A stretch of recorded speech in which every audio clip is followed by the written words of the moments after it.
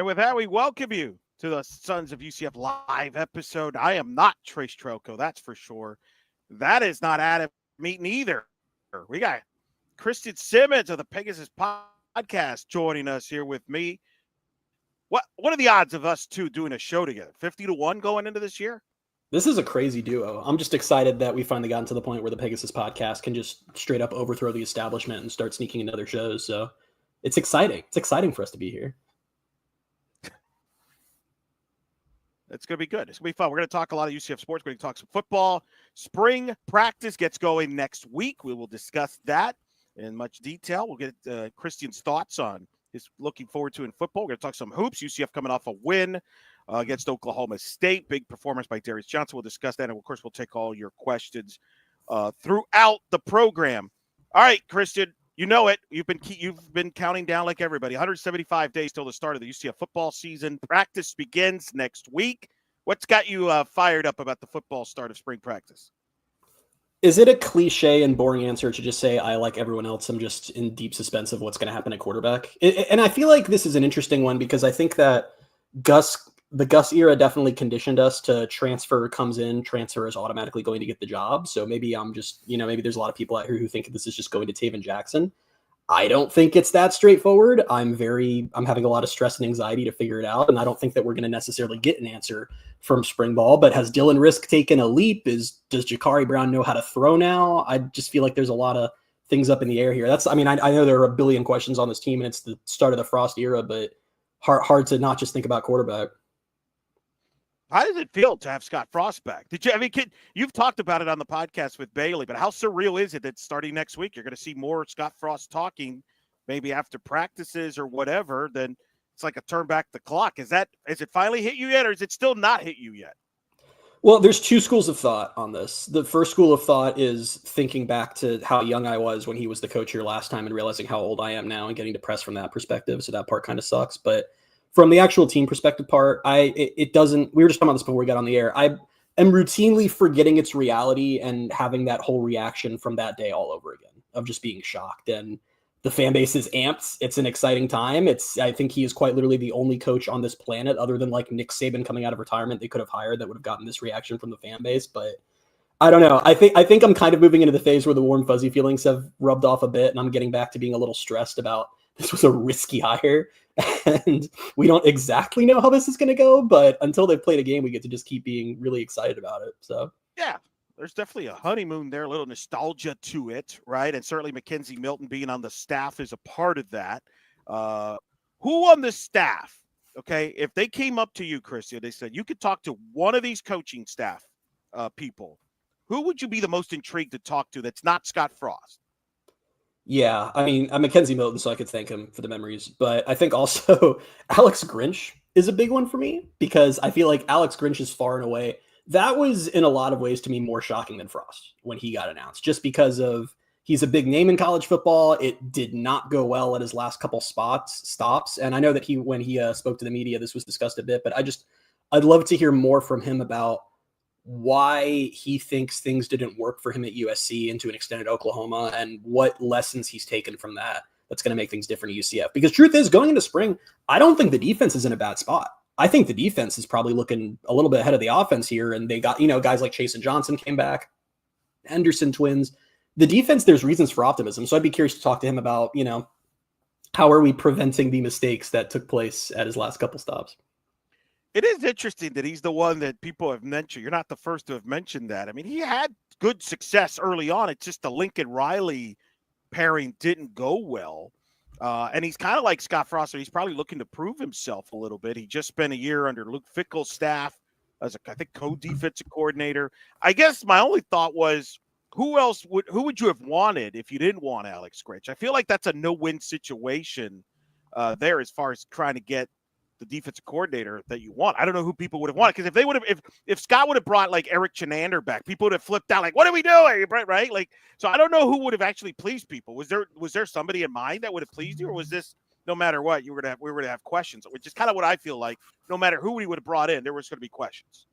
No, I think you're right. I actually kind of wish we could have gotten to see the fan base reaction if the Eric Chenander tweeted hit, because that would have been something, that news. But Yeah, I don't know. It's not, and I'm not. I was a little more freaked out about it when it first happened than I am now. And to your point, it kind of is. This is kind of like a chip on your shoulder type coaching staff. It's not just Frost. It's not just Alex Grinch. It's like Sean Clark, who was fired from App State, is now coming as offensive line coach. It's a lot of guys who were once up and comers and have kind of stumbled and now are trying to sort of get their mojo back. But I don't know. I mean, I do think that given the nature of the coaching search, you probably needed a name for DC because of how kind of wild the head coaching pick was. So maybe you weren't going to go for some young up and comer no one's heard of before, but I don't know. Those USC defenses were really ugly, and there was a lot of reporting at the time that it went beyond they don't have the players or things like that. The other staffs were really skeptical of just his coaching ability. So it was a choice for sure. I still wish we knew a little more about how exactly that came to be, because there really wasn't a connection between Frost and him, but here we are.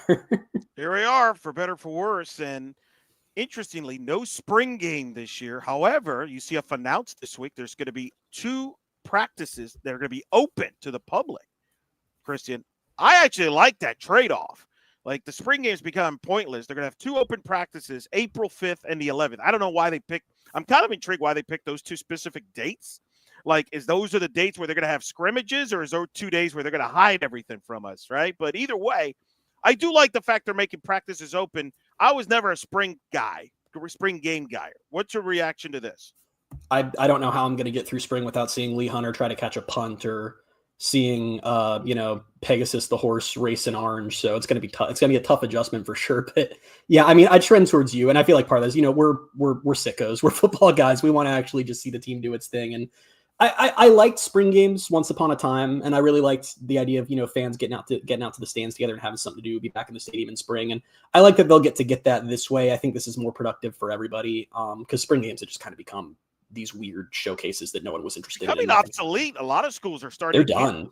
Yeah, they're going away. So I listen. I don't think this is going to be a fully legitimate practice. I have a feeling that they're probably going to hide some stuff, but I still think it's going to be fun, and it's 2 different dates. Oh. The only negative though here, Christian, is with the open practice, the spring game, they always would come out with some jersey looks, right? Some different jersey looks. You may not get that at practice. Yeah, you just ruined it for me. This is my first time thinking about that. Never mind. I'm out on this now. Well, now you're head. Well, you mentioned the defense with Alex Grinch. Of course, he's got a bunch of staffs. One of the returners, of course, you got Kenny Martin, who will be back as the defensive tackles coach. And, of course, right now at Sons of UCF on the YouTube channel, there's a lot of interviews with the coaching staffs they from a recent media availability, and one of them being here, Kenny Martin. Man, it's all about buying into the culture, all right? At the end of the day, man, we set out a trait. We set out a goal in mind every year, and to say, man, we want to be the best defensive tackle unit in the country. But the one cool thing that we really talked about in our room is a brotherhood. You know what I mean? Is TBD, right? Trust, brotherhood, determination. And so we always find a way to bring that trust first. That we all find a way to trust each other, and then we are unified and becoming a brotherhood, and then we determine not to stop. Yeah, you got to show up. You got to play fast. You got to play physical. The teams in this league they'll beat you up if you're not ready to have a physical battle. So you have to do a good job of that. There you go. 3 of the coaches there. You heard Kenny Martin, Jimmy Beal, Mike Dawson. Which of those 3 stands out to you the most that you're kind of was intrigued to hear from there?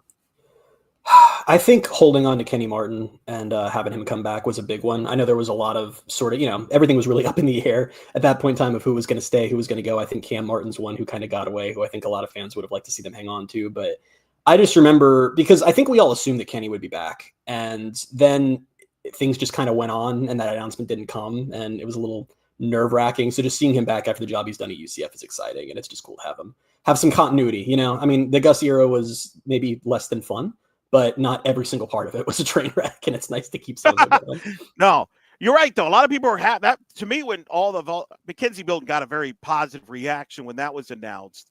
Nobody was really surprised by that. I think people would have been, that was kind of like, oh, well, duh. I feel like Kenny Martin may have been like the second most popular move made, as far as fans just kind of, for the most part, majority being pleased with that he was staying. And that sounds like you felt the same way there. Oh, yeah, big time.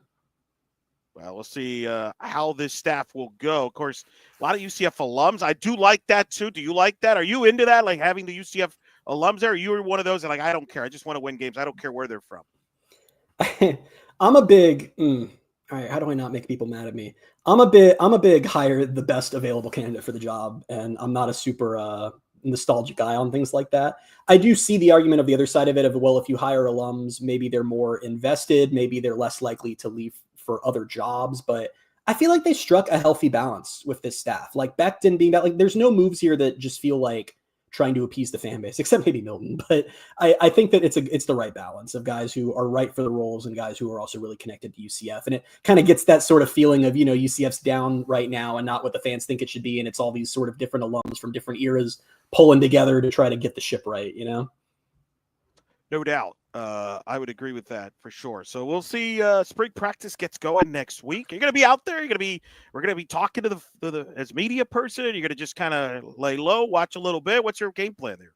I like the idea of laying low. That makes it sound like I'm going to be hiding in a bush, just like, with binoculars and trying to see what's going on. Yeah, I'm going to try to make it out a couple times, and I'll be out at the whatever the open practices are for fans as well. Should be fun. Glad to have football back for a little bit. You missed it, didn't you? Who misses it more? You or Bailey? Who misses it more? You or Bailey? Who misses me? It more? Because Bailey has the Bucks, and so he can do that for a little longer. I don't follow the NFL that closely, so I'm out earlier. Then he has listen. The only things in this life I care about are the Orlando Magic and the UCF athletics program. So it's tougher for me for sure. Bailey has it so easy with all the teams he cares about. The Magic, oof, Magic. I did not know that. I think you have talked about your love for the Magic. Of course, it's been a great decade. All right, let's continue. Obviously, football talk here is going to be fun. Let's bring in our guest now. He is ready. I saw him. I hung out with him a little bit at the baseball game this Tuesday night when UCF beat Florida. He covers the UCF beat. Oh, heard the noise background. He's got a friend there. He's from the Daytona Beach News Journal. Chris Boyle joining us. How you doing? Yeah, you're gonna hear my dog Hank. He's downstairs, so he's miserable that I'm up here recording with you fellas. And I have a correction first and foremost for Christian that he says he only cares about UCF and the Magic. That's not true. He also cares for Tottenham Hotspur Football Club, and he is deeply, deeply traumatized, as am I. The second I said it, I knew you were going to correct me. Like literally the moment you're welcome. The words are out of my mouth. The people needed to know how deeply, deeply traumatizing your experience can be. And I blame Bailey for that one too, because he's the one who got me on that wagon 5 years ago now, and it's been so joyful. So I appreciate it. What a unique bond. 5 years. That's a long time. Yeah. All right, Chris, we're going to talk some football, but I do want to open. You or I were at John Juliano Park. UCF baseball picked up a nice win against Florida there. You were there covering it. What's your kind of thoughts there from being there, the second largest crowd ever for a UCF baseball game at John Juliano Park, and took it Florida to woodshed? What was your impressions there? Well, that was the first time I ever covered a UCF baseball game, surprisingly enough. I've been to a few, just took the family out for a day, but that was the first time I ever covered a game. The impressions, I mean, they hit the ball really well. I mean, they put a lot of balls in play. They kind of worked over Florida's midweek rotation. Of course, midweek games, you can't draw full conclusions. I know, UCF has every right to puff its chest out that they've won 6 in a row in the rivalry, and that is a factual statement. Every one of those games has been in midweek, so you're not necessarily seeing the best pitchers on the staff for Florida, but that's still, it's still going to go a long way if they want to try to make the NCAA tournament, to have big high RPI wins at home and on the road as well as you get into league play. So I think it's still going to come down as a really impressive win at the end of the day. I was really impressed by the bullpen to see, Castellano and Galvan. Galvan was really dominant in that game. Castellano got out of a really important jam early, and they pitched. They got plenty of good quality innings from those couple of guys, and it does sound like Rich Wallace is very excited about that aspect of the team. Yeah, they are. Won 3 in a row, won the series up in Tampa against South Florida, which I believe Bailey went to that. Didn't he, Kristen? I think he went to that series. So he was present, was not covering it, but was cheering on the team like the fan that he is. Well, now we know he's good luck. He's not a bad luck charm, so that's a good thing. All right, so that's some good baseball there. Let me ask you. Obviously, practice starts next week. What's the biggest question, Chris? You're intrigued to kind of start learning about this team starting next week when they open practice. Oh boy, there are so many of them, aren't there? I think first and foremost, I think it comes down to the quarterback spot. You guys alluded to it earlier. It's going to be, how open is the competition truly going to be? Is it going to be a matter where they recruited Taven Jackson to be the starter? Presumably you would kind of think, presumably you'd kind of think so. The fact that he has some starting experience, he looked pretty good against Washington last year, has got an opportunity here to really kind of take ownership of the opportunity. And then you've got Dylan Risk, who finished the year as a starter with 4 starts in a row down the stretch. Jakari Brown offers something completely different in skill set. Then you got Cam Fancher, who's started over 20 college games at 2 places. So I wouldn't necessarily rule him completely out of the equation, although I think it's more likely he's kind of a veteran backup. That's the way I would see his presence to begin camp.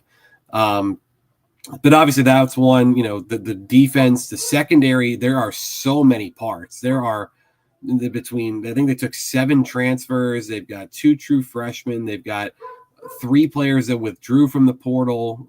They've got a handful of guys that didn't play a lot of reps last year but are young. The wide receiver core is another complete unknown. They lost 10 of their 11 leading receivers last year, which I don't think we're talking about enough as far as just a complete lack of experience catching the football at this level. So I think that's kind of where I would look. Those 3 spots certainly come to mind.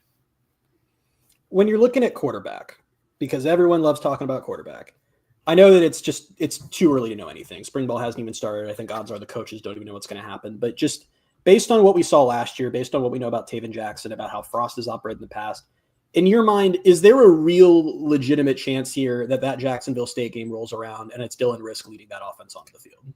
I mean, you think about it, Dylan Risk was one of the first players that you saw publicly excited about Scott Frost's hire. So I wouldn't rule it out. No. I think the fact of the matter is that he put out a handful of really games where he had some quality tape. You think about the Arizona game, certainly, where he threw for 294. He ran for over 50 yards at 3 touchdowns. Granted, Arizona was down in the dumps, and it was the space game, so you can kind of take everything with a grain of salt and just assume that everything went UCF's way that afternoon.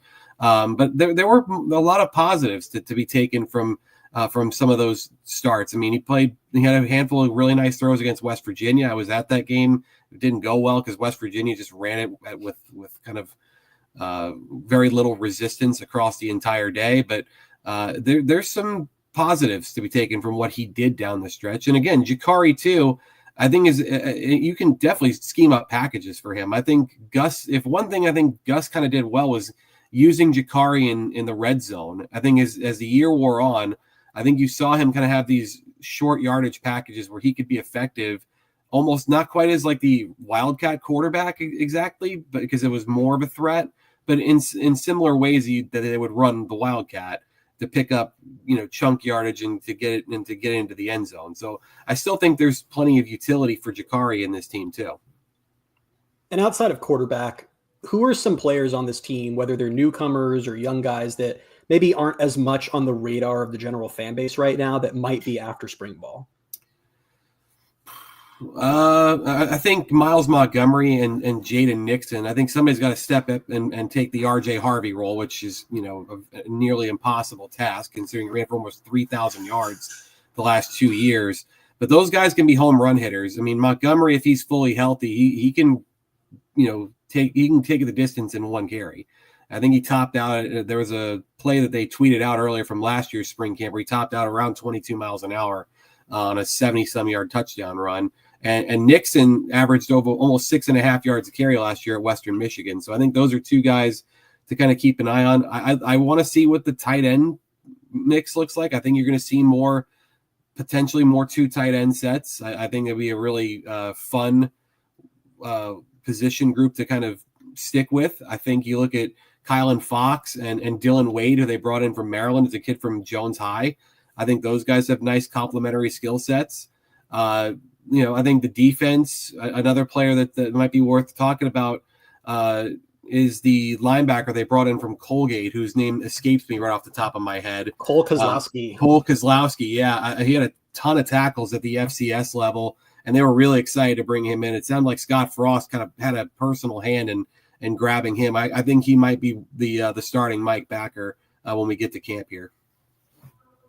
What's your thoughts on the wide receiver? We're talking about who's going to be the quarterback. Well, who's the quarterback going to throw the ball to? Is that to me that's kind of interesting. I think clearly they didn't have depth last year. That was evident. Obviously, Kobe Hudson's going pro here. So what do you see from the wide receiving core here? Well, they didn't have depth last year, but they had Kobe, who was kind of an established commodity. I don't think they have that this year. That's the problem. I don't think they have depth or they have a true number one right now. So we'll see how this plays out. But some guys that I think can kind of come to mind. Can they get more out of Marcus Burke than what Florida was able to get? He was there for 4 years. Was a former top 200 prospect. Started 7 times for UF last year. That kind of a guy that would always have productive practices or camps. They would hype up and it just never really translated to the actual regular season.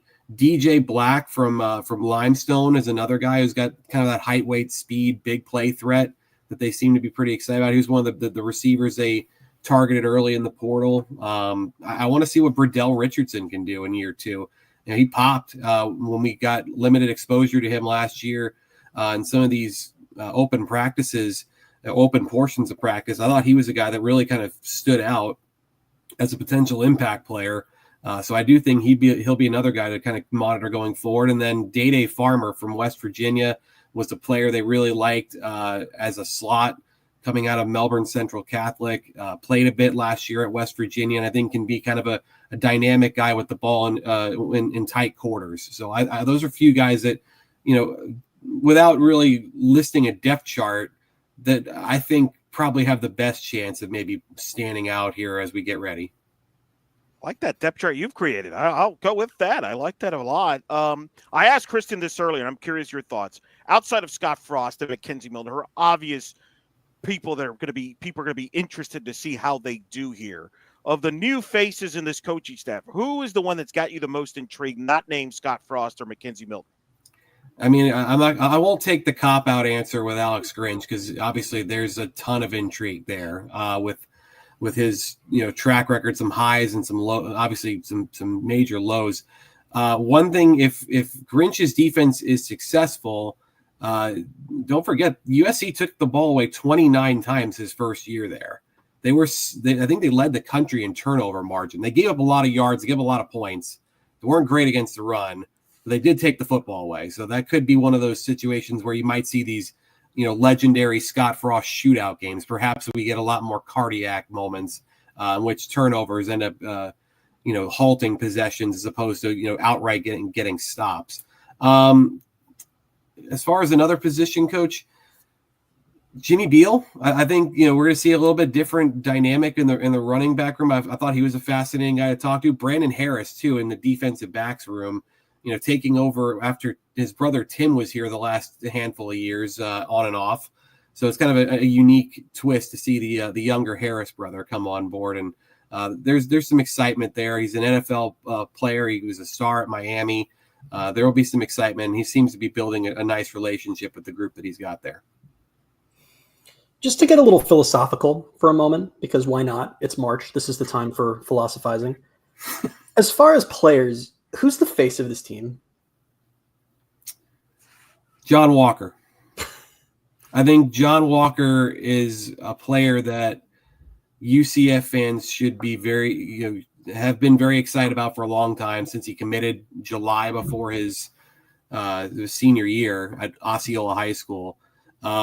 I think he's a player that will come in with a point to prove that he's ready to be not only a hometown hero, if we want to keep using that lingo in the post-Gus era, but a player that's going to be a leader at that position group because he has to be. They lost 1,500 snaps at defensive tackle between Ricky Barber, Lee Hunter, and Matthew Alexander. Those 3 players alone all played a huge role last season. Dalen Dotson floated inside and out.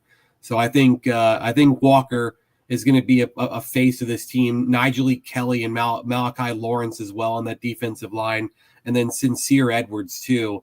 Another player that I think is going to be a really exciting addition from Pittsburgh, who was originally committed to UCF. But I think if you're asking me right now at this point of the season, I would say John Walker is probably the face of the program. And maybe an underrated answer as well is Paul Rubelt. He's been here through everything.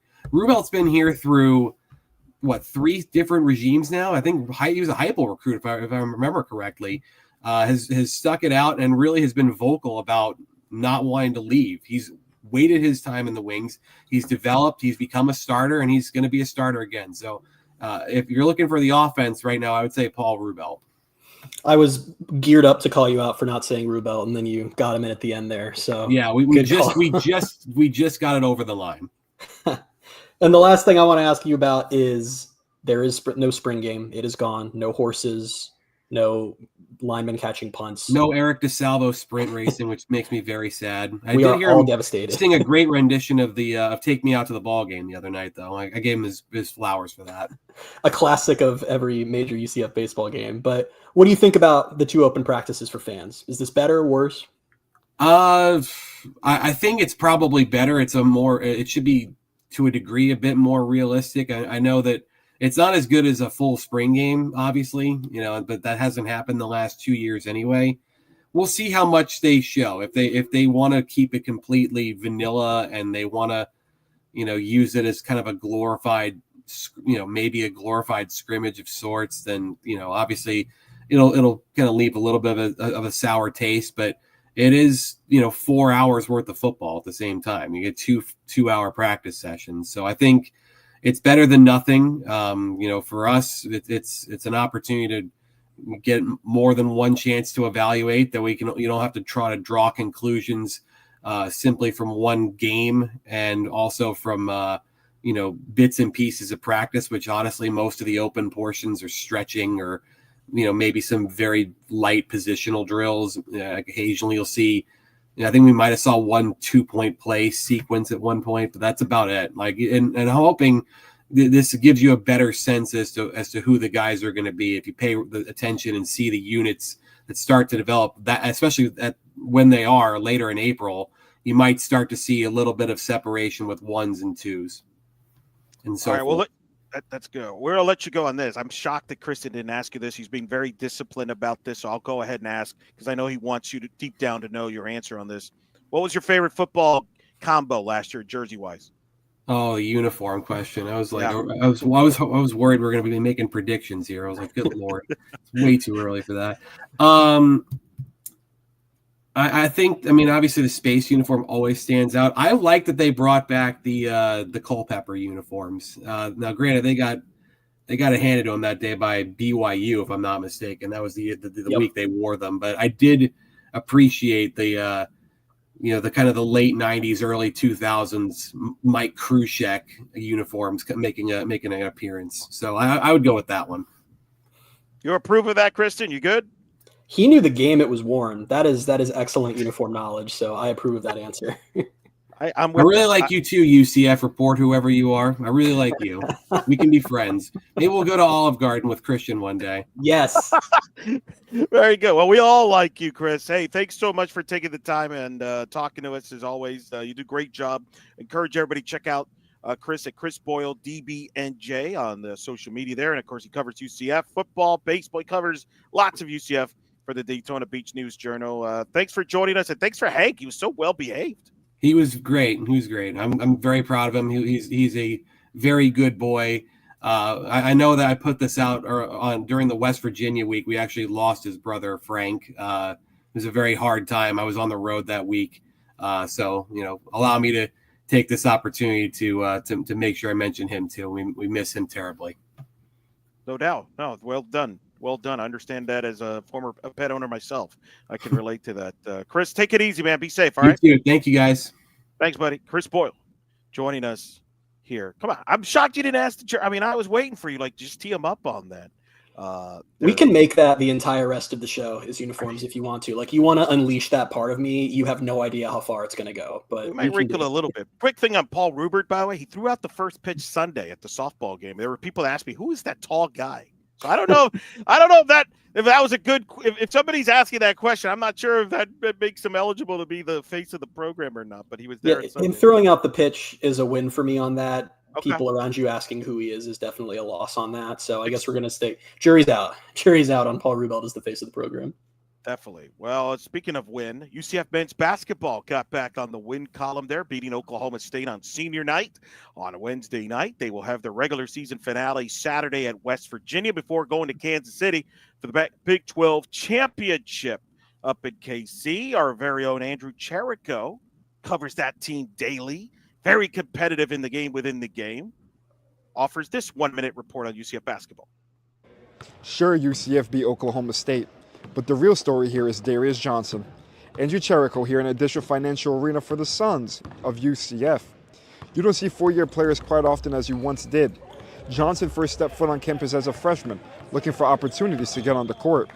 Growing as a player and becoming a veteran, legacy means a lot to Johnson, and he feels like he's left his mark in UCF history forever. I'm super excited, ecstatic. Honestly, I feel like I left a footprint here at UCF. I think that's something that you'll remember, and then I think he'll always be remembered in the community for how he's represented UCF. In his final home game, Darius Johnson gave himself the green light, leaving it all out on the court one last time, scoring a career-high 36 points in the 80-73 win against Oklahoma State. Honestly, can you ask for a better way to end it? That was the perfect ending. With a magical night and a storied career, Darius Johnson's time here at UCF will always be remembered.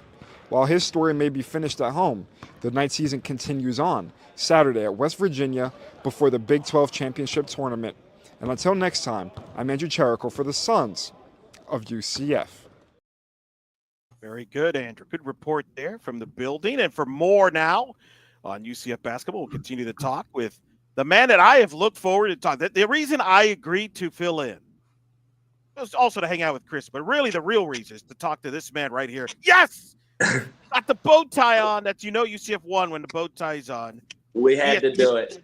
Had to do it. ESPN Plus analyst, of course, was part of the UCF staff back 2021, 2022. My favorite segment of the show. Ben Hazel is here. How you doing, sir? I am great. I don't know about the intro. I hope I live up to the hype, but I was definitely excited that you guys were filling in. You guys, you guys are right here with me. But of course, always happy to hop on after a win. Put my best britches on. Listen, I don't know for Christian's negotiations, but in my negotiations, I said if Ben better be on the show, or I'm not agreeing to this. Wouldn't miss it. Wouldn't miss it for the world. Well, let me give you your thoughts on senior night. What your impressions there? Darius Johnson took over there in the second half, had a memorable performance. Your overall thoughts on that win? He said it, and the thing about him that I'm just laughing about. He's just such a class act. He's one of a rare few. When you talk about a fan base and watching a guy grow up right in front of your eyes, he is the last of a dying breed nationwide. And I think it's just a testament to the type of growth, the experiences that we had with him. And I think he just capped it off in a way that you couldn't have even written, right? 36 points, 10 for 18 from the field, 7 for 12 from three. What did you do? 9 for 9 from the free throw line, 5 rebounds, 5 assists, 1 steal, 1 block. It's it's stuff you dream about as a player, especially. So I was extremely proud of him, extremely happy for him.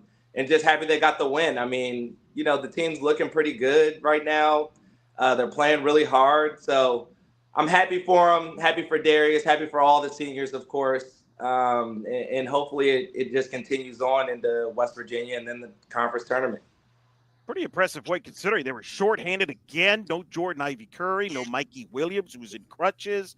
Ben, I've told people that this has been one of the strangest UCF basketball seasons ever, maybe the strangest in the Dawkins era. We'll get into some of the issues they've had defensively and things like that, but just from an injury standpoint, guys in and out of the lineups, starting with Jalen Sellers, and what do you make of this? It's been weird where we kind of forget. I don't even know when the last time this team has actually played as fully healthy. Yeah, no, as a coach, these are the things that you just say a prayer about all summer, right? You're just hoping that the uncontrollable doesn't happen. So with Jalen going down, then Mikey, and it's just a never-ending change and a revolving door when you talk about the starting lineups.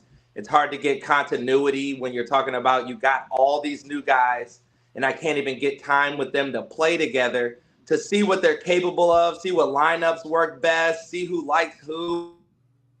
It's a really tough sledding when you're, just looking at it as a coach and from the coaching staff perspective. And this season has definitely been a season with some high highs, some low lows.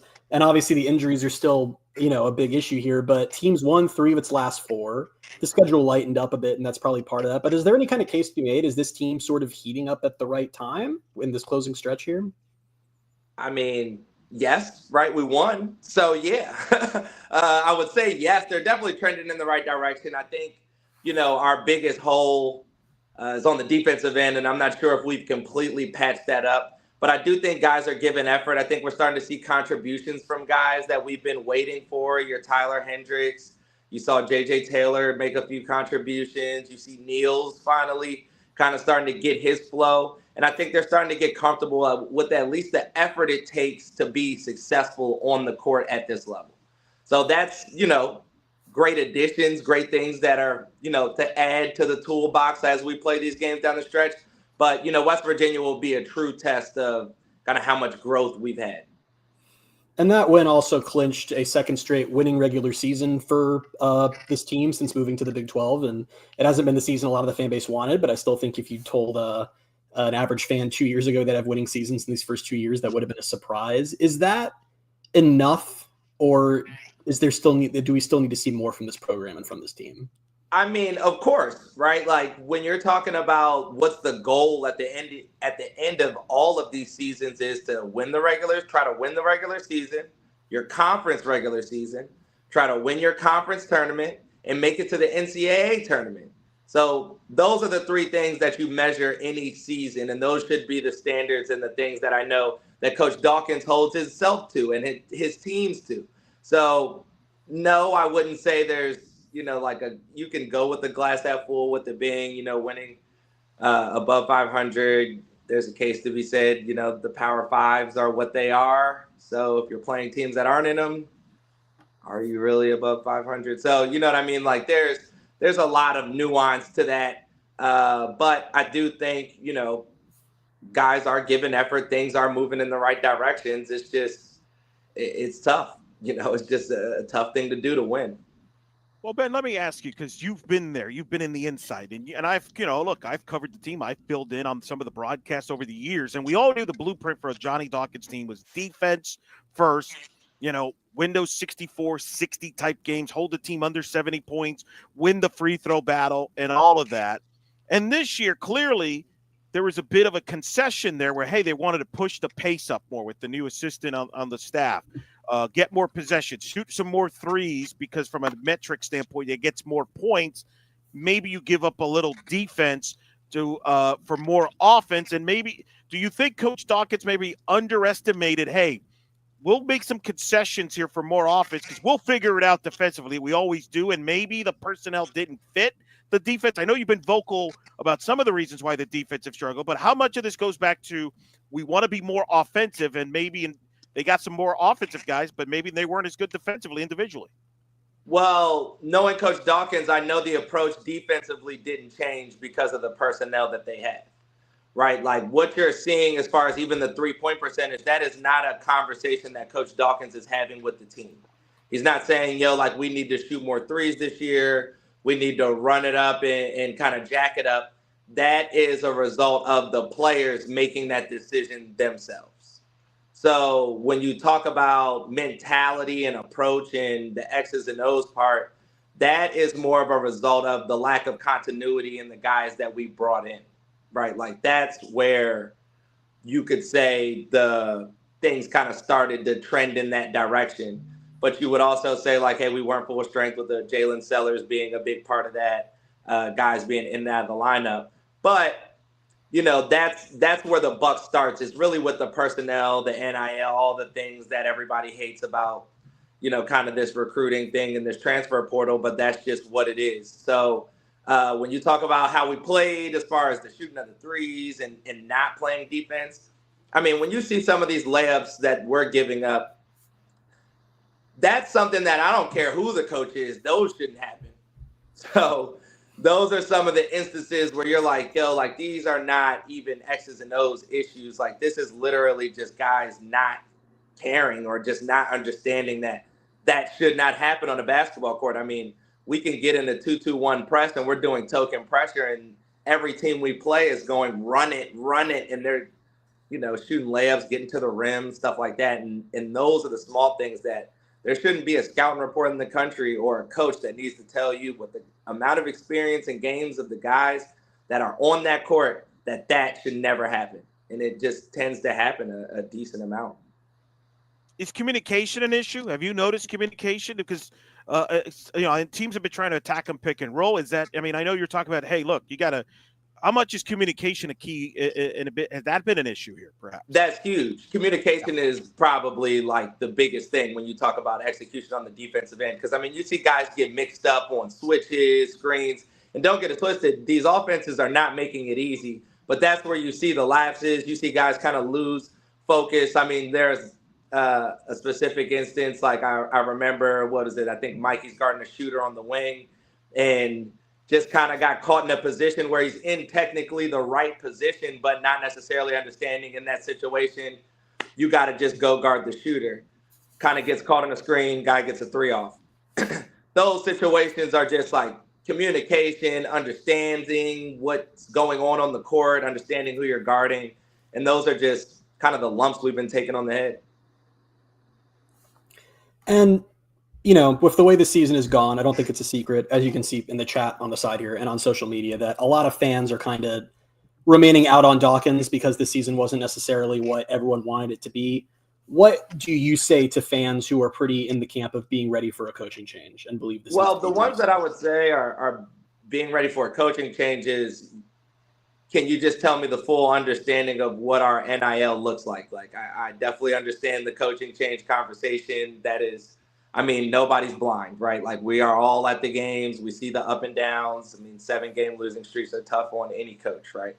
But in this era, that is the biggest determining factor in the type of success that you're going to be able to see, especially in the conference that we play in. I mean, look at Kansas. They thought they had enough. They clearly didn't do that correctly. We see North Carolina, they thought they had enough. I mean, you could look at the entire ACC. They thought they probably brought enough NIL to have a much better team than the teams that they've been putting together this season. So we got to truly understand and analyze that aspect of what we're doing, because I do understand that we're not necessarily a football state.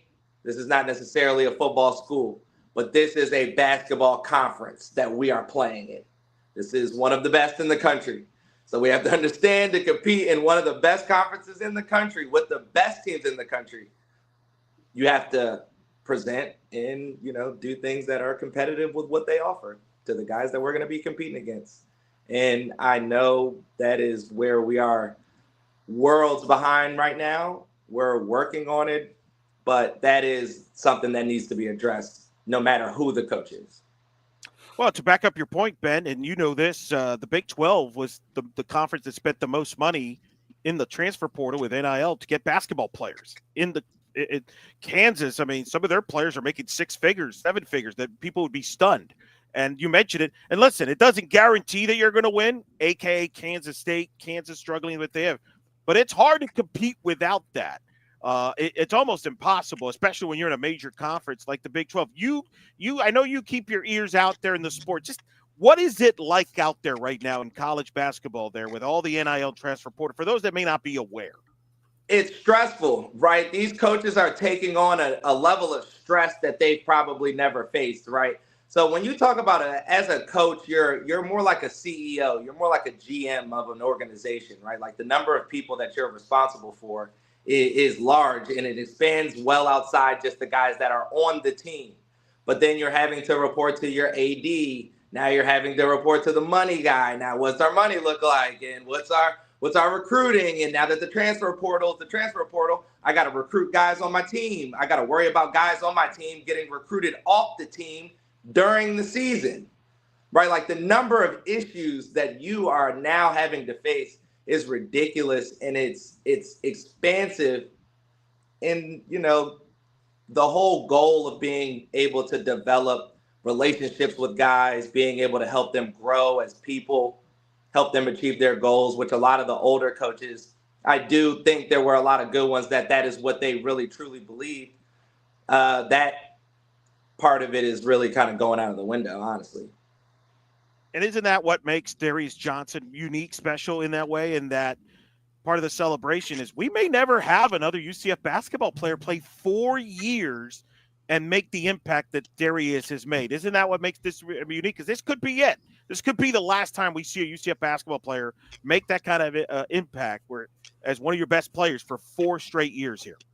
Well, I'll tell you this. At our current NIL budget, we will never see another player play here for 4 years ever, right? Like if you have success here, you're going to go. If you don't have success, you're probably got to go. Like that's just how it's going to shake. So, if that's just the nature of our business nowadays. And yes, Darius is the last of a dying breed. And I would say everybody in Knight Nation and the Knight faithful, you can't do anything other than tip your hat off to him. I mean, he stuck with it. You saw the growth over the years and just the will to want to get better and perform for the fans. And he did just that, especially in the last game.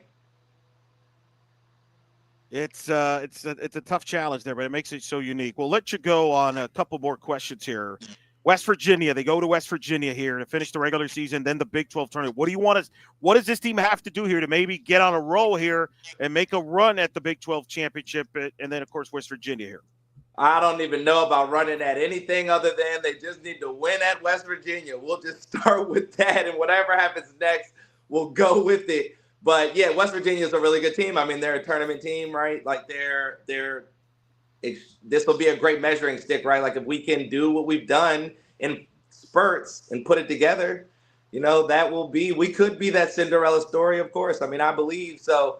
Let's see what we could do against West Virginia at West Virginia. The defense is going to have to improve, but hey, we got a shooter's chance. That's the one thing that's unique about this team is that we do have a shooter's chance. We can get hot at the right time. We can beat anybody. Shooter's chance. All right.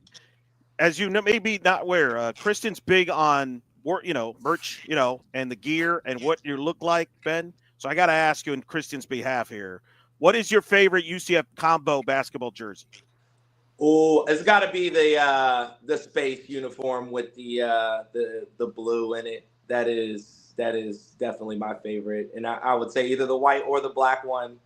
That's my number one as far as the uniforms that they rock during the season that I like.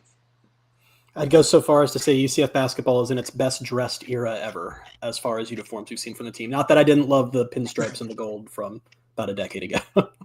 Yeah, no, they're definitely in a good spot right now, and it's only getting better. Like when we talk about the NIL, right, our revenue share is going up next year, so we should start to see it get better and better over time. So hey, I like what they're doing. Better and better. Look at Chris. You got Kristen to smile there. That's a smile better and better. Hey, Ben, thanks so much for taking the time. I know you'll be back with the guys here soon during the Big 12 championship. Hey, great job this year. I know you've been doing a lot of ESPN Plus stuff on the women's basketball side with Scott Adams and some of the pregame shows with the students there, man. Have you enjoyed that, I would imagine? Oh, man, it's been a ton of fun. Like, as you know, you've seen it all. So this has been my first experience with it. Definitely learning on the fly. Like it's been a ton of fun, talking basketball. So, hope to do it more and we'll see what the future holds. But, always shout out to you guys and Sons of UCF because you guys are a big part of it and were my first kind of step into media. So I said, thanks to the other guys, but got to give a thanks to you too. Well, thank you. We appreciate that. That's awesome, man. Nice of you, man. Like I said, always a blast. Always enjoy you coming on every week. You look forward to that, man. Have a good week, and hopefully we'll see that bow tie a week from now. Hey, man. Hopefully. Go Knights. That's Ben Hazel joining us there. Do you agree with his assessment on the space uniforms as his favorite there for basketball? Space uniforms are good for basketball. We've seen a few different versions over the last few years, and they've all been pretty sweet. That's an underrated uniform development for UCF that we don't talk enough about that is still pretty recent just these last few years is space spreading beyond football. Because remember, football had several years head start here, but now all the teams have their different versions of it. Softball's had a couple great ones. Baseball has a great one right now. Baseball was, I believe, the first to embrace the all blue a couple years ago with that uniform that they then ended up losing all their Citronaut Saturday games in and upset some of the fan base. But they did. That was a fun time. I love when I do not believe in uniform mojo. I think that they should just always look good, and it doesn't matter what. Yeah, you get upset when people blame the different looks for the loss. We would be out of football combos if we were doing that. There would be nothing left for them to wear. So we just got to let the losses go. Got to let it go. It's going to happen one way or the other. Either way on that. All right. Well, lots going on. Of course, the Big 12 championships will be going on next week in Kansas City. Big 12 softball will start this weekend. Conference play. And for more on what's going on in the Big 12, let's go down to our buddy Jeff Allen for the Big 12 Minutes coming up. Houston has secured the regular season conference championship for the second straight year as we head into the final game of the regular season on Saturday. The Cougs are making a push to be a number one seed in the NCAA tournament as they sit at 26-4 on the season and are ranked third nationally. They will have one of the Big 12 After Dark games at 10 o'clock on ESPN. The rest of the schedule has number 10 Iowa State at Kansas State at 1:30 on CBS. Oklahoma State hosts Cincinnati, 3 o'clock on ESPN+. Number 24, Arizona takes on Kansas, 4 o'clock on ESPN. Also at 4 o'clock, TCU battles Colorado on ESPN+. UCF travels to Morgantown to face West Virginia, 5 o'clock on ESPN+. Arizona State entertains number 9, Texas Tech, 8 o'clock on ESPNU. And the other Big 12 After Dark game has number 23, BYU against Utah, 10 o'clock on ESPNU. The final games on Saturday will put the final seedings in place for the conference tournament in Kansas City, with first-round games beginning on Tuesday. Right now, UCF would be in a 12-13 matchup with Cincinnati, but that could still change. The women's conference tournament is underway in KC.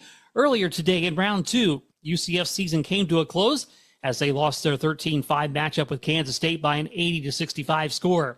In the 9-8 game, Colorado upended Arizona 61-58. 7th-seeded Iowa State and the 15th-seed Arizona State were in action during the recording of this segment, and that game will be followed by the 6th-seed Utah taking on the 14th-seed Texas Tech, which should be just underway on ESPN+. Action runs throughout the weekend with the semifinals on Saturday at 4 o'clock and 6:30 on ESPN+. The championship game will take place Sunday at 5 o'clock on ESPN. With your Big 12 Minutes, I'm Jeff Allen.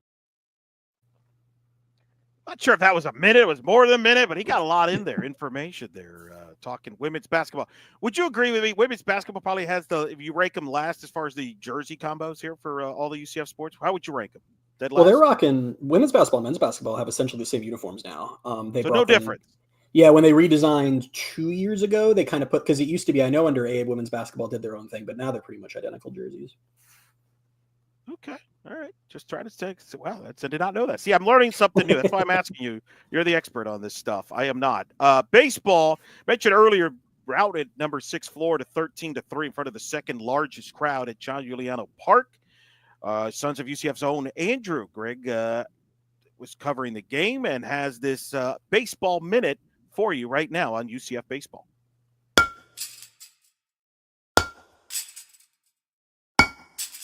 Hello, Night Nation. I'm Andrew Gregg with your Sons of UCF Baseball Minute. And after dropping 3 straight against the likes of Bryant, FAU, and USF, this night's team has been nothing short of dominant, scoring 37 runs in their last 3 games, winning all 3 in double-digit fashion. Head coach Rich Wallace says Ediana Espinal has been one of the drivers of this UCF offense. Yeah, he's trying to change our offense. We thought that's kind of what he would do. He's just an ultra-competitive guy that's really, really prepared. That guy's prepared, and then he takes it into the game. And I don't know if I've coached a more competitive in-game guy than this. I just really been trusting my process, my routines, and just I've been keep trying to play like it's another game, and keep doing my thing. Just we had to make a choice.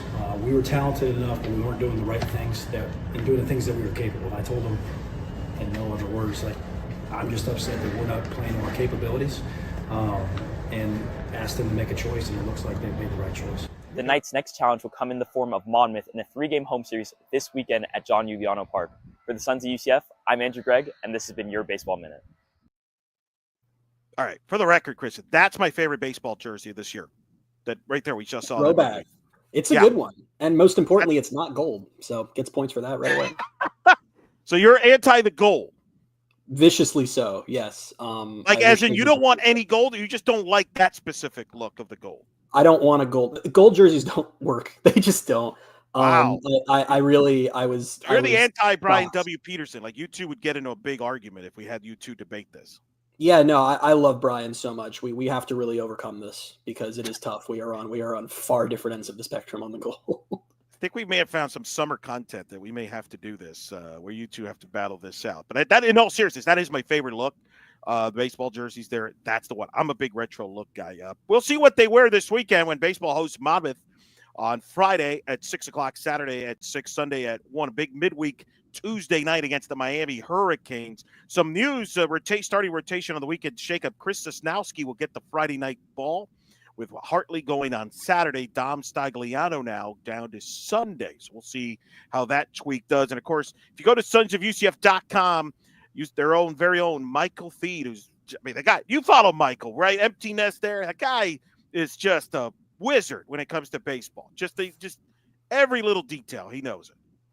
I would describe him as the Eric Lopez of UCF baseball. I feel like we finally got our softball equivalent on the other side too.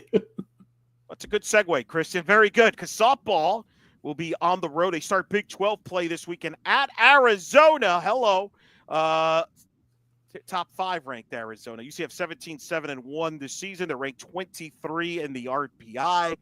They're going up against the number 1 offense in the Big 12 in Arizona. First time in program history, they're going to Arizona to play at Hillebrand Stadium. To put that in perspective, imagine if you were going to Yankee Stadium or Dodger Stadium for the first time ever. That's what UCF is doing this weekend. They're a very talented team. What's your thoughts on softball? I know you had concerns, you and Bailey, about the youth. What are you feeling 25 games in? It's hard to feel anything but good. It's been an awesome start to the season. I think better than Bailey or I, in our expert knowledge, were anticipating. I think we all thought this year might be a little bit of a step back. And season's still young. Obviously, we're just now getting into conference play here, and we'll see what happens. But it's been encouraging. It seems like a fun team. It seems like the ceiling might be higher than we thought. I'm excited to see how they do. Biggest question you have for me about softball. What do you got? You got any questions of note you want? Yeah, I have a big question for you. I want to know your favorite uniform combo that they have. You know what's been popular this year? The pinstripes. People love the pinstripe look. Every time that comes out, I get side comments from fans and everything. I don't know how many of the different there's a lot of new ones this year that they've released there. What's been your impression there?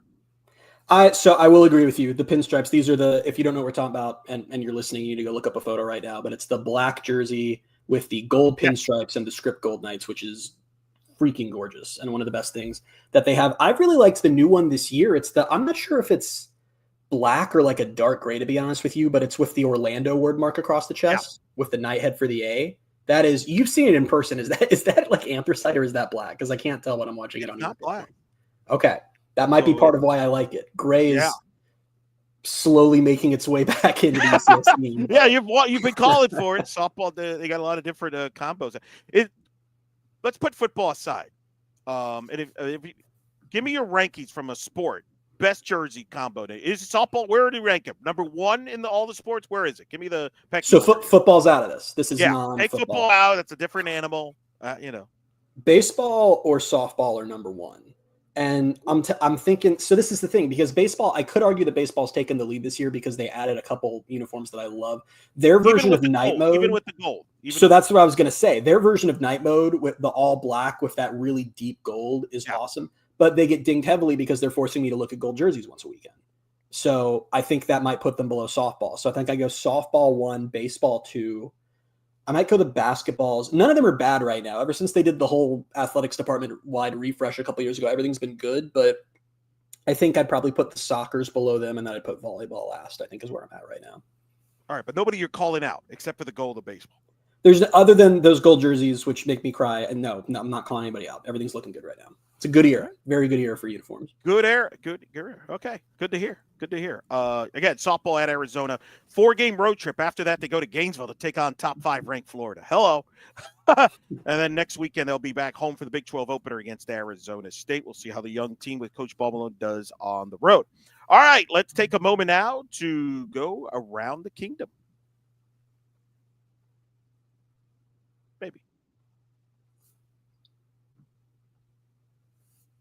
Or maybe we won't go. We're going to go around the kingdom here. Women's basketball, in case you haven't heard, season came to an end. They lost to Kansas State 80-69. So their season's wrapped up there. We've got now, Christian, you've got to set this up because the guys have been doing a Who Said It on your show, Pegasus Podcast. Who said it? Either you or Bailey. The problem is you're actually here. Yes. On the show. So you obviously know the answer. I do not know the answer because I have not listened to this episode yet. Of all weeks for me to fill in on the week where I'm falling behind, this is a bad week for me to follow. But go ahead. You set the table here. We can do this. So if you're new, if you're watching Sons of UCF Live and you haven't watched the last few weeks, we have a new Pegasus Pod segment called Who Said It, where Trace Trolko hears a quote from our show and has to guess whether Bailey or I are the one who said it. You're going to fill in for Trace here. Trace has a 1-1 record all time. Are you nervous to live up to his illustrious Well, it depends. See, if I record? miss this, though, it hurts Trace. So in a way, it's a win-win situation. Yeah, it's tough. And I think this is extra fun for me since I have to actually read this. And it's a quote from the show. So I'm going to read it in a very neutral tone. I'm not going to betray Bailey's tone or mine. I know we're very similar in the ways we talk, but all right.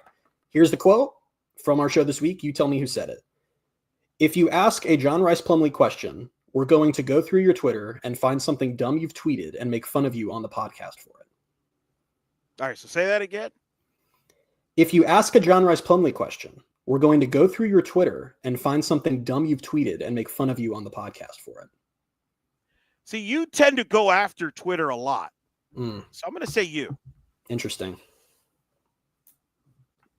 Do we have the answer? You asked the John Rice Plumlee question. We're not answering it. Oh, Bailey! Man. Bailey going anti-JRP. Man. Wow! The Pegasus podcast is full of surprises, is the proper takeaway from this. That is good. Good job. Airs every week. Encourage to subscribe there. What is it? Monday, Tuesday-ish? You guys come out? Yeah, sure. Let's go with whatever day we can record. Tuesdays or Wednesdays are the usual day that the podcast drops, or not last week because I accidentally had the flu, strep throat, and pneumonia at the same time. But as long as that doesn't happen, we do have an episode every week. Well, I'm on the Around the Kingdom episode now. I've been told that we don't actually have a clip for the Around the Kingdom, which maybe that's because I'm already here. So I guess that's probably the reason why they forgot that. That's okay. Let's go to the segment everybody's been waiting for now, anticipating. We're a little late. That's okay. I'm not like Trace that has to be done at a certain time. We're going to go as long as we want. But let's go toss it up here. Let's go to the mailbag. So it's a mailbag. So what? So what?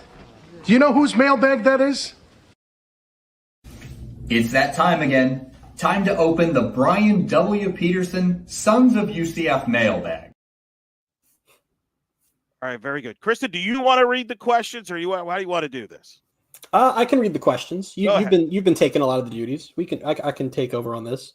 We've got from @UCF Guy 1203.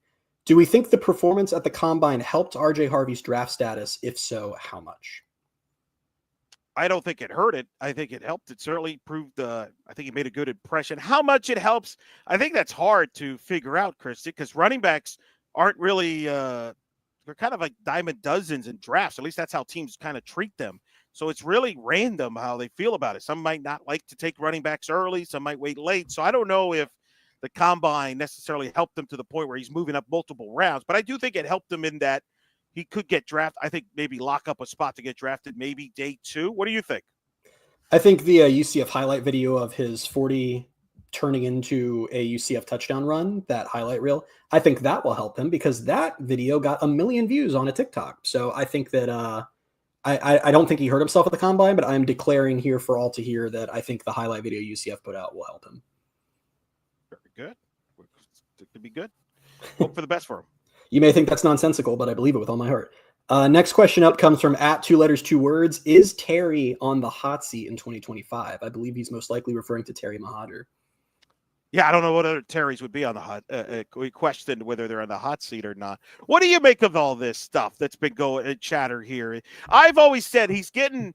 When you're following Danny White, you're in a lose-lose situation. It's kind of the old cliche. You follow you don't want to follow the guy that the legend. You want to follow the guy that followed the guy. And I feel like some of it he's gotten some bad luck. Some of he's made mistakes as well. What do you feel about all this?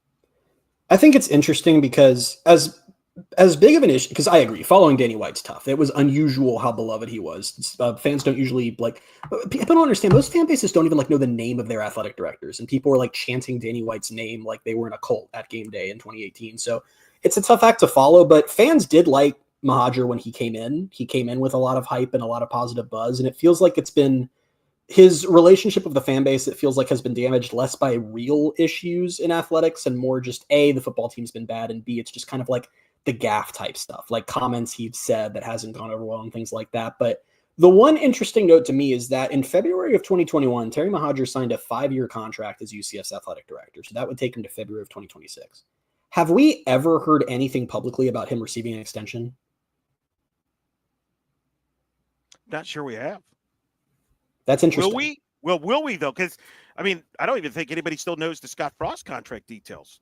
Yeah, and it's entirely possible he signed something behind closed doors. That's what I'm saying. For some We reason don't just know. didn't announce it. Right. Yeah, but if nothing was ever announced, and if nothing was signed, that is odd for him to now be in the final year of a contract. So I don't know, something to monitor.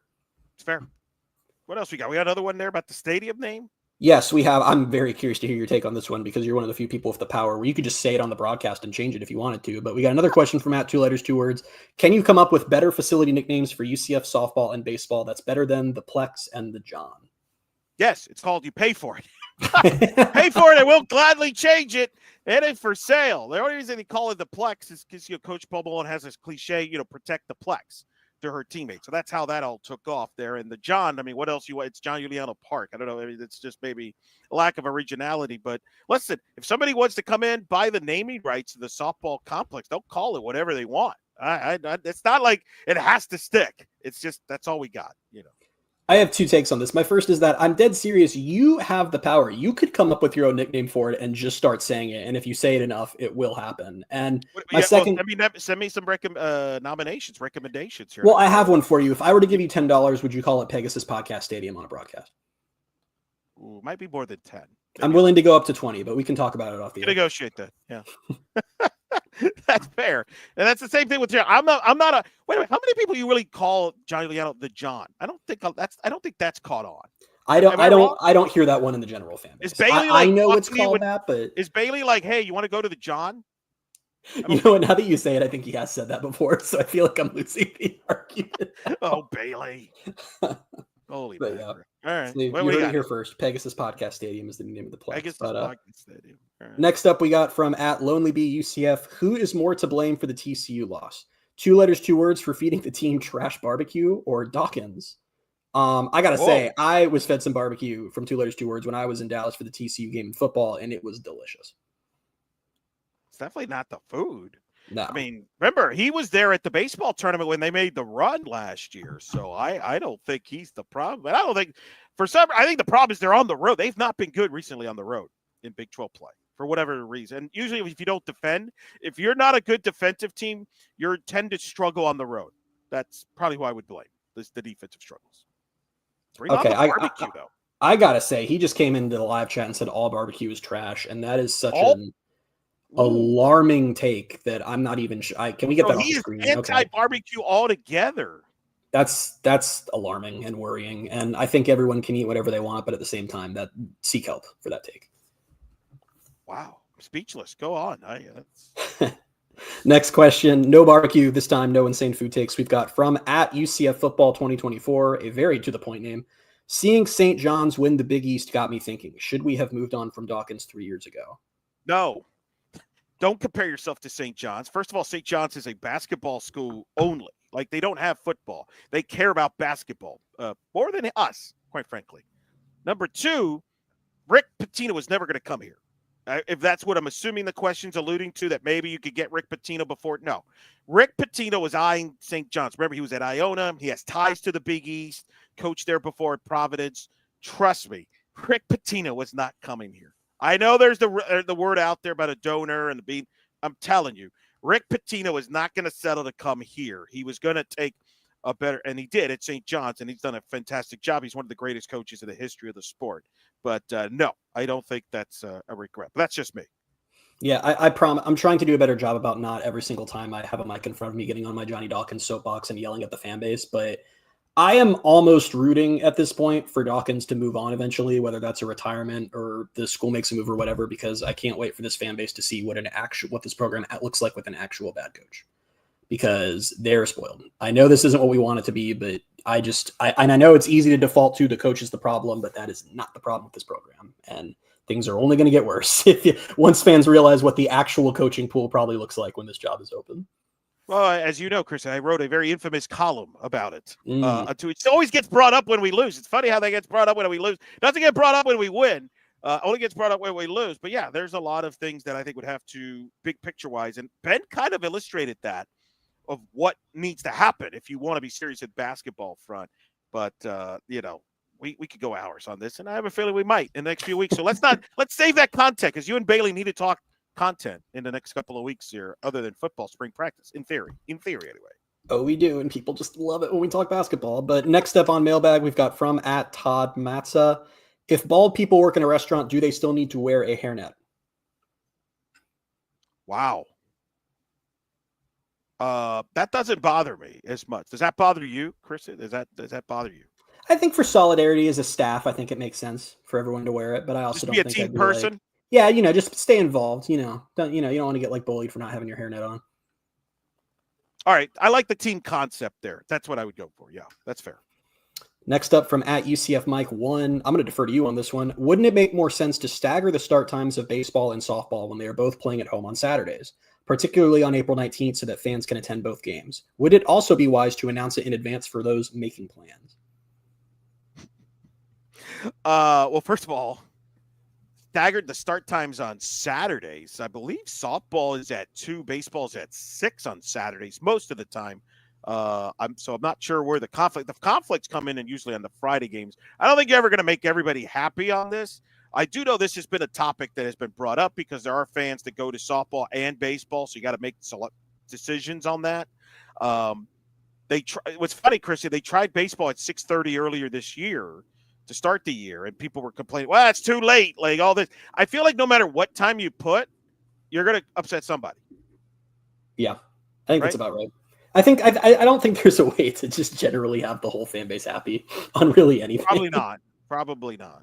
But trust me, I know some people like the 4:00 Saturday. I don't know why. I'm not involved in the baseball as much as I am on the softball. I can tell you the softball stuff is pretty much also in connection with all the Big 12 schools. All the Big 12 schools usually have the same time slots. So right. I do think that's another thing fans don't understand about. And I know it's different by different sports, but like I know schools don't always have as much leeway as fans think they do on things like this. But you're correct on that.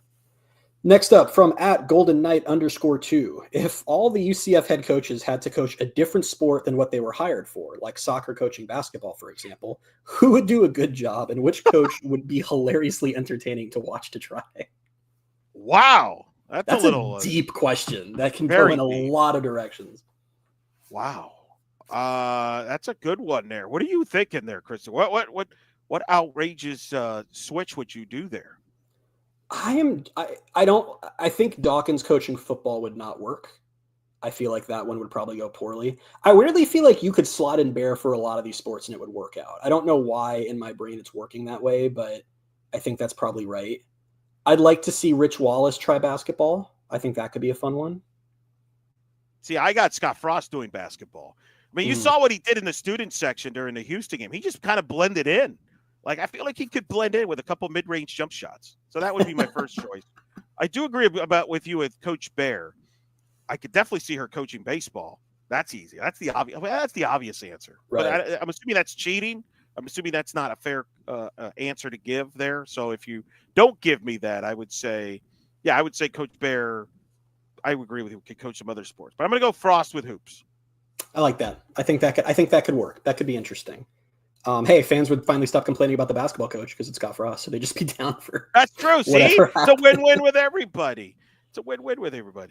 All right, final question from @UCF_Zach. Terry hires you as UCF Athletics version of Doge. Task number 1: get rid of some of the fan riffraff. Which type of fans are you, quote, letting go? Bonus points if you call out specific people, but not me. I'm sensitive. Wow. Who do you get rid of there? Well, I tell you what, here's what I'd do if I had to cut back on some of the fan base. I would go look at season tickets from this past year and find fans who may have sold a ticket here or there And I would go ahead and send them an email to let them know that I do not like them or appreciate them and want them gone. And while I was at it, I would also probably let fans who buy season tickets but live out of town know that they shouldn't come to games either. I think that's probably what I do. Wow. Can we get rid of Trace? Can we eliminate Trace? We can hog this show, Kristen. You, me, and Bailey could just rotate. Yeah, we have two fans who are removing Trace Trilko and Adam Eaton. Welcome to the new Sons of UCF crew. That's official takeover. Yeah, I would say that's probably a fair fan base. Probably, you know what I want to get rid of? It's the fan that always wants to fire the coach after each game. Like, doesn't You just wait took for- out the entire fan base. No one is left. I don't think everybody wants to fire after a game. Maybe a few games. Maybe 2, 3. I don't know. All right. That's enough. That's enough of the mailbag. Good stuff, as always, on the mailbag. All right. The moment to conclude here. The biggest question that everybody has now on this show, Thursday nights. What's in the box? Which is sponsored by Alumni Hall. The man is going to bring it up. The man has been producing, making sure that we stay on the air. Mr. Clay Pascal. How you doing, Clay? I'm doing great tonight. I've been in the back doing all the important work, baiting some trolls in the chat, maybe even trolling in the chat. You never know. But what's in the box? Segment sponsored by Alumni Hall. Let's go ahead and get started. I got a box right here. Red Bulls, staying academic, staying up. All right. So today's question is, what is the shortest acceptable distance to order an Uber? Great question here. This is a way deeper question than you may realize, because I don't think distance is the only equation here, because 1 mile can mean a very different thing in one part of the world than in another. So I don't know. That is true. I think the hours plays a factor. The weather plays a factor too. Okay, all right. Let's say you're had a night out at Night Library and you're staying at the Hilton somewhere in Orlando. How far does that Hilton need to be before you can just walk back? But after a night drinking, isn't it nice to just kind of be one with the night and just kind of walk around, in the nice, cool night air? It's fun for the first half mile, and that's when you call the Uber. Yeah. But I'm not answering the question. You guys are answering the question here. This is actually so tough, because I'm realizing now when I think about my Uber habits, I feel like I am kind of stingy about it. There are a lot of situations where I'm not going to call the Uber. I will say I was just in Las Vegas, whenever that was, last week, a week and a half ago, and I was calling Ubers for pathetically short distances. So I don't know. I think it's really just, I think it's your vibe. It's your money. If you want to spend it, do it. Didn't you win a lot of money though in Vegas? I mean, you got to spend money to make money, right? I did. Won a lot of money. Gave a lot of it right back to the Ubers, but it was worth it to not have to walk anywhere. Can you gamble in the Uber? That's what I want to know. I don't think you can. I think we might have just invented a new idea to make a lot of money. Shark Tank, if y'all are listening. Bet while you're on new Uber. idea. Exactly. I'm just saying. But listen, that I also think this too. If you're not familiar with the area, how much does that play into the decision versus being in an area you're quite familiar with? Yeah, that plays into it as well. And what if some people like a good walk, some people don't like a good walk. How much of a walker are you? Maybe you're a runner. You can jog the way if you want. Sweat the hangover out is what they say. I think. 2 letters, 2 words. Just ask, would you order an Uber from the John to the Celeste Hotel? I absolutely would not do that. No, I'm walking through campus. I'm enjoying the beauty. I'm thinking, what's the weather like? Again, what's the weather like? Is it misty rain? Is it 95? What are we doing? What are we discussing here? It's a beautiful spring night. Ooh. Yeah, it's a beautiful spring night. I want to walk on campus at night. It's campus. It's fun. It's dead. Are you it's sure? It's dead at night. There's no one here. All right. As long as that's the case. You get a scooter. You can scoot if you want. Don't you have to be a student for that? No. You don't have to be a student. I was 17 years old coming on UCF's campus, getting a scooter and scooting. Did you know this, Kristen? No, I hated those scooters with a burning passion, and I hated people who used them, so I didn't really know what the rules were. You know how fun it is to have no responsibilities and get a scooter and scoot? It's a great time. Yeah, I love when people park it in front of a classroom door. I was a big fan of it. Yeah. Throw it in the fountain, as I've seen a few times. Yep. But that wraps up our favorite segment of the show. So I don't know if you guys have anything else left. That is wild. All right, we've learned a lot via how we use the Uber there, because I do agree with 2-letter words. Getting mugged is definitely a concern. That's why I go conservative. I might call it just to play it safe there. Christian, this was fun, all right? Any final thoughts, Christian, for the folks? Yeah, this was very fun. I mean, we have a window here. I think we changed the passwords, keep Trace and Adam out, and we just keep doing this going forward. Check them out. When you and Mr. Bailey Adams will be back next week at some point. We'll just say that. You don't want to say specific days because you want to keep it flexible. We will be back next week on Monday, Tuesday, or Wednesday. There you go. Pegasus Podcast. I'll be back with, I'm assuming, Trace, but who knows? May not be anymore. On Around the Kingdom upcoming this week. Check out Sons of UCF for all the latest coverage on UCF sports and athletics coverage, including on the YouTube channel. For Clay Pasco, for Christian Simmons, I'm Eric Lopez. We hope you've enjoyed this show. Good night and charge on. Alex Grinch, defensive coordinator. Thanks for watching Sons of UCF.